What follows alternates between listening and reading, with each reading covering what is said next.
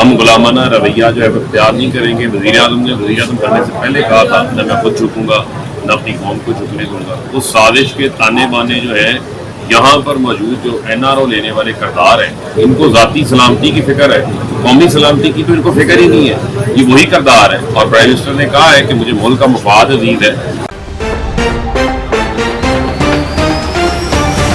جی, وزیر مملکت فاروق حبیب صاحب ہمارے ساتھ موجود تھے.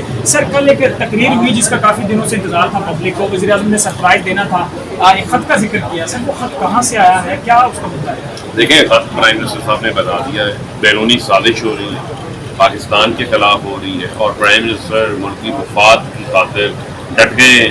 ہم غلامانہ رویہ جو ہے وہ اختیار نہیں کریں گے. وزیر اعظم نے وزیر اعظم کرنے سے پہلے کہا تھا نہ میں خود جھکوں گا نہ اپنی قوم کو جھکنے دوں گا. اس سازش کے تانے بانے جو ہے یہاں پر موجود جو این آر او لینے والے کردار ہیں جو ہمیشہ ڈرون حملوں کی اجازت دے دیتے تھے, 400 ڈرون حملے انہوں نے کروائے. ان کو ذاتی سلامتی کی فکر ہے, قومی سلامتی کی تو ان کو فکر ہی نہیں ہے. یہ وہی کردار ہے اور پرائم منسٹر نے کہا ہے کہ مجھے ملک کا مفاد عزیز ہے اور یہی وجہ ہے کہ انہوں نے کہا کہ میں آف دی ریکارڈ یہ خط دکھا بھی سکتا ہوں جو دیکھنا چاہتا ہے ان کو. اور میں سمجھتا ہوں کہ ہم قومی غیرت کے اوپر کسی قسم کا کوئی حرف نہیں آنے دیں. جی, فاروق حبیب صاحب ہمارے ساتھ موجود تھے جو وزیر اعظم پاکستان کے خط کے اوپر اپنی گفتگو کر رہے تھے.